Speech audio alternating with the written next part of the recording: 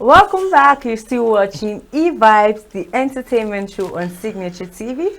Yes, and we've come to that part of this show where we talk with our guests. And today we'll be discussing music talent development with the amazing Obasoro Adedeji. He's a musicologist, a coach, and a performer. So of course you know that G is there. So it's so lovely to have you, Adedeji. Thank you very much. Welcome, Adedeji. Thank you very much. Thank you very much. So can you tell us what does music mean to you and why do you have passion for it? What does music mean to me? Music is life to me.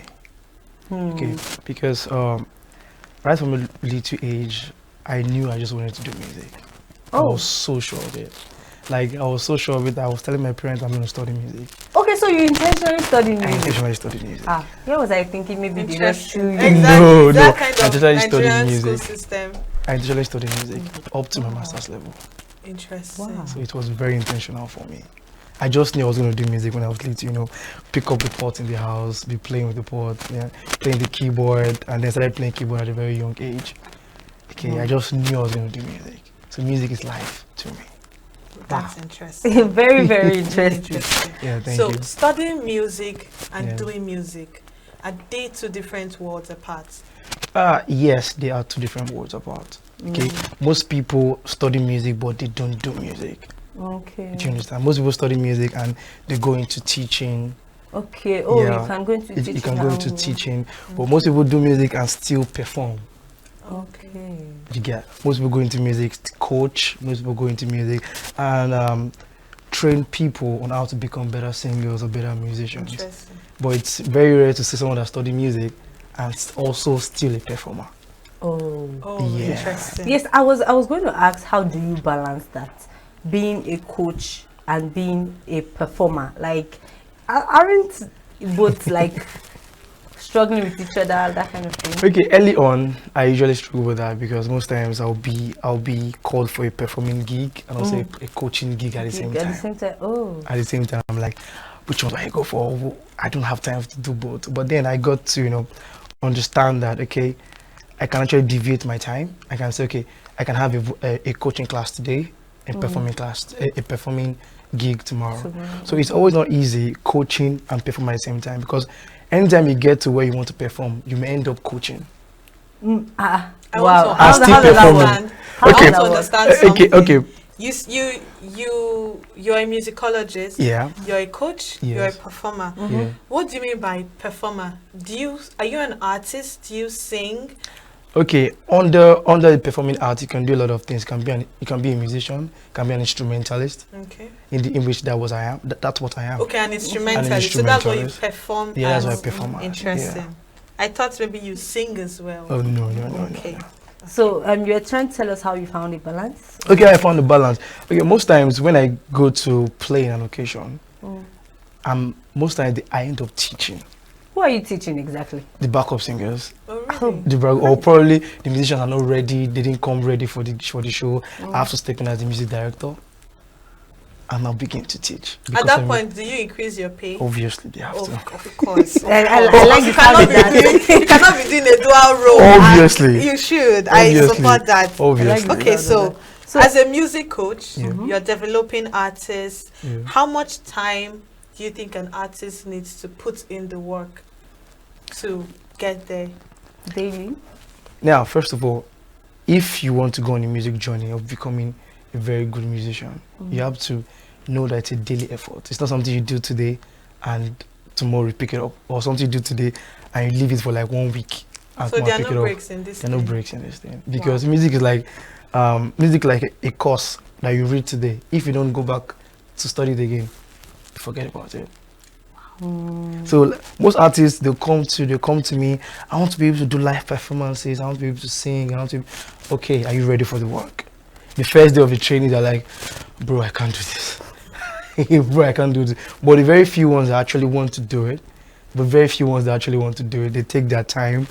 Every morning you have to go for vocal classes, and you have to go for vocal classes, learn one instrument at least. Because when you learn one instrument, it's better. It aids you in singing better. Okay. But for those that don't know how to sing, that don't know how to play an instrument, you just see them shouting and shouting and shouting and shouting. Wow. And they'll tell you, I've lost my voice. So that means you can play more than one instrument. Yes, I can. So are there any cons to that, like disadvantages? No, not really. You don't ever mix maybe the chords meant for guitar, for piano, maybe like this. Okay, the chord progression. No, I don't do that. Why I don't do that? Most times when I'm done scoring a particular song or arranging for an artist, sometimes I write them down. Okay. So I don't forget. Okay. And then when I'm playing it and probably the guitarist is asking me his own line, I may have to write it down before coming for the show. Sure. Okay. Like I have to write it down before coming, then give it to them.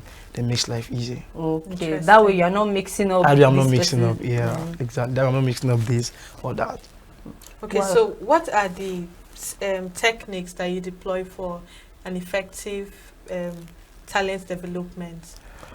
Okay. Techniques I use, first of all, are you interested in it? Okay, very important. Are you interested? Because you can only teach someone that's interested. If the person is not interested, you can't go far. But if you really want to do it, like for example now, let's use Voices in Praise for example.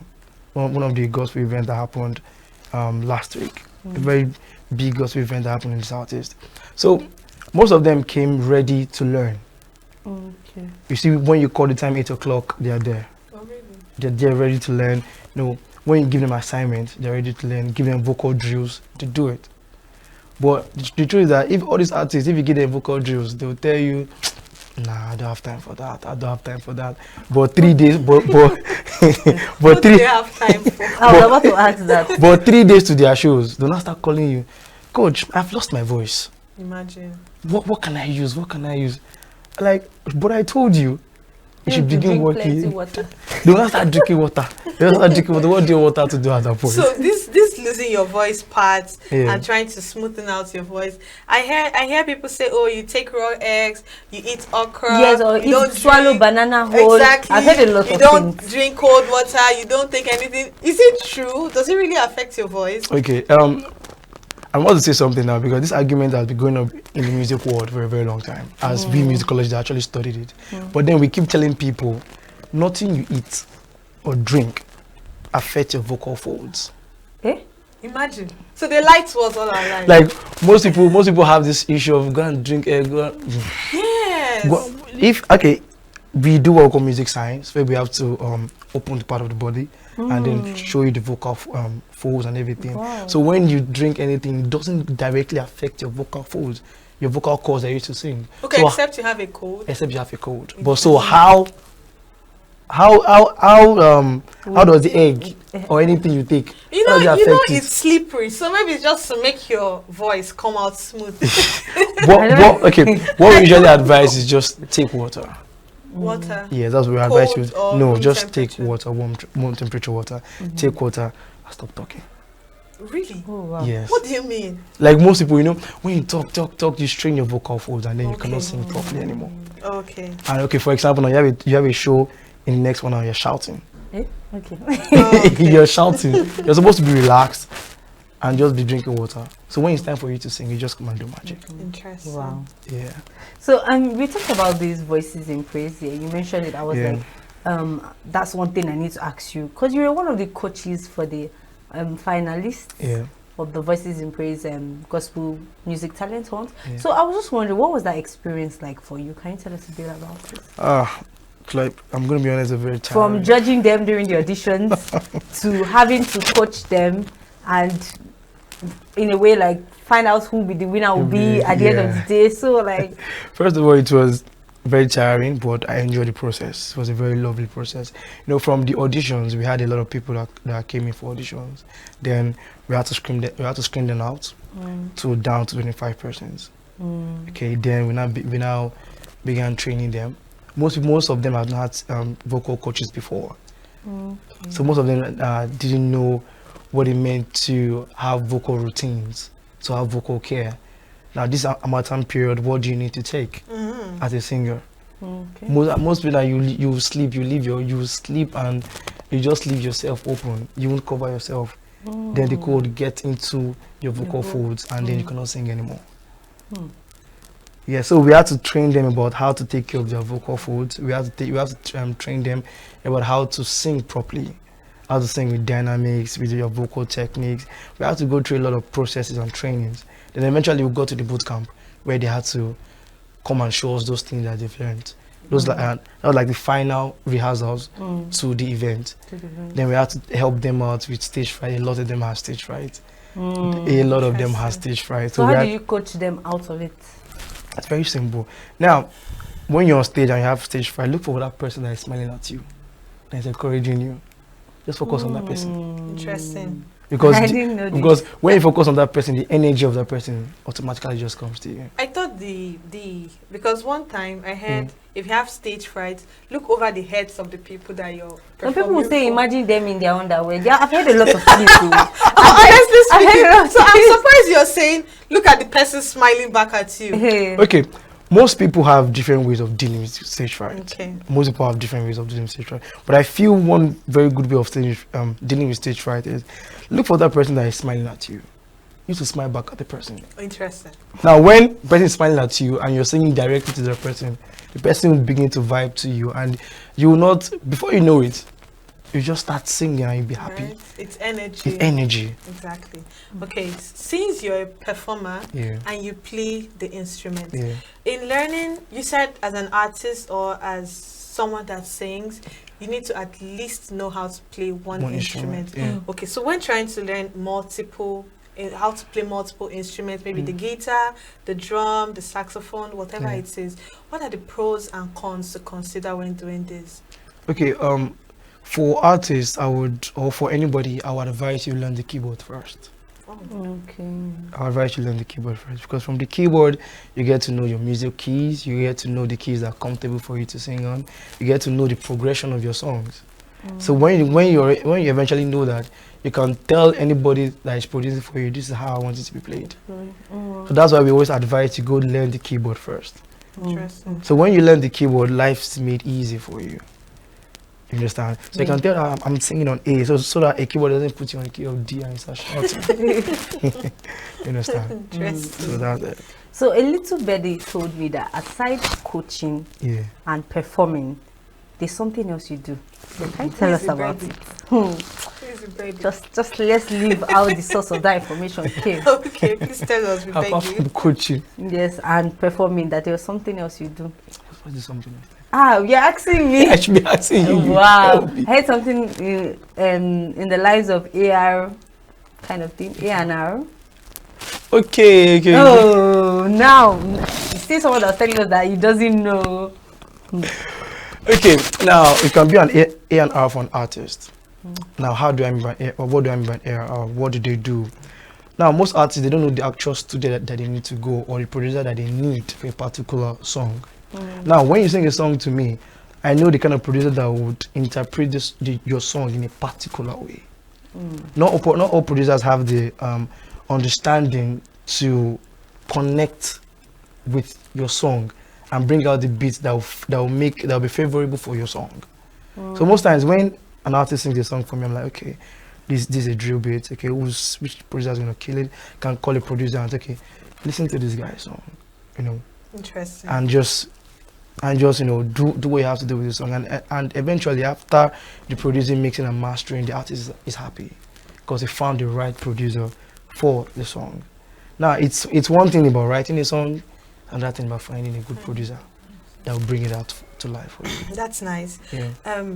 Apart from the Voices in Praise program that you were a coach for, have you had that kind of platform before? Because that was a really big program, a show that happened in the Southeast here, and it was wonderfully organized. I enjoyed myself throughout. It was a beautiful experience. So, have you had something like that before? Have you participated in something like that before? Yes, I have. Something called the Campus Classicals. Oh, nice. Campus Classicals in Lagos, where they bring about all the campuses that do music actively. Okay. Where they bring artists that do music. The program was really big, and I enjoyed. I think we should actually take a look at this Voices in Praise performance, because I'm not sure everybody caught up with the timing and everything. Yeah. So we should just go back in time so we can get a glimpse of what we're actually talking about. So let's see how they were before and the actual performance, the last day.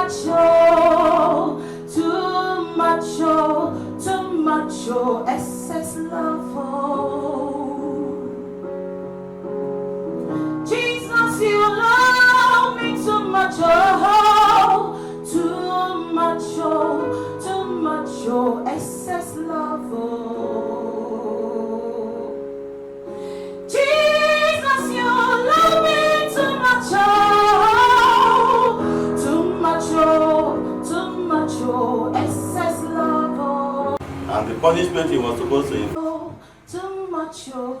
praise for all I see, for all I see, all I see. He's always there for me, Almighty God. You are my only one, my only one. Thank you. Yep. No one can, no one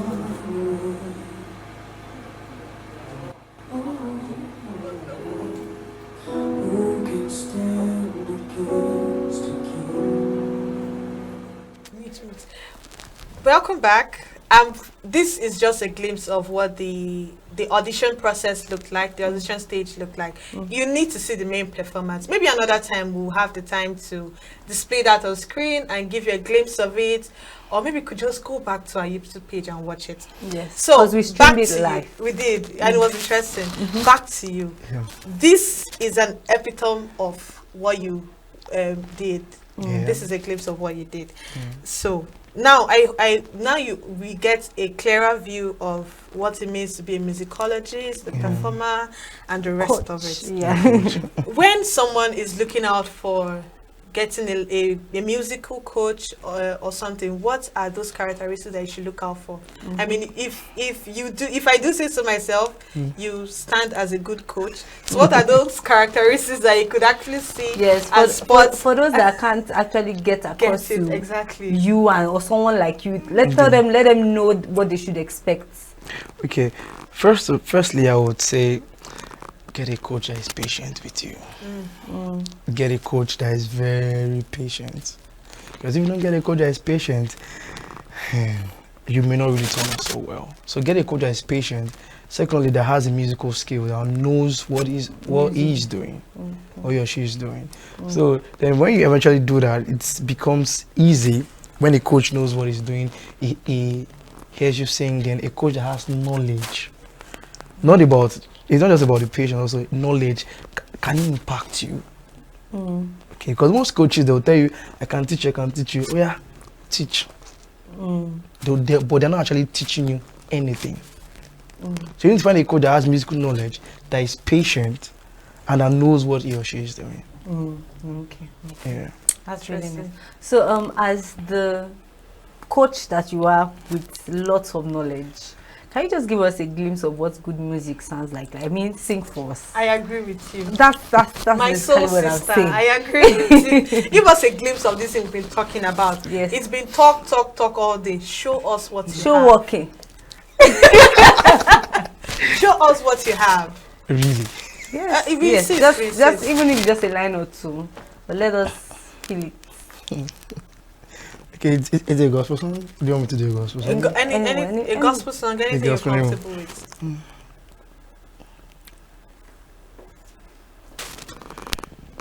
We give you glory, Lord, as we all know you, God. We give you glory, Lord, as we all know you, God. You are wonderful.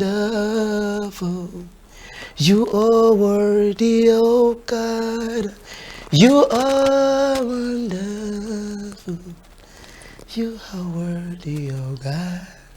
How many years of practice do I need to put to sound like You you? sound like this. As in, and you have to is it riff and runs you call it? Yeah. It takes confidence to do that. To that. That's why I asked how many years of constant practice. Okay, so that we will know if we so can. that we will not sound like this. Okay, I feel it's how progressive you can be. So I have hope. That's what you're You have saying. what? 1 Very month you interesting. can begin to do whatever you want to do. Ah, I think I have a new career path.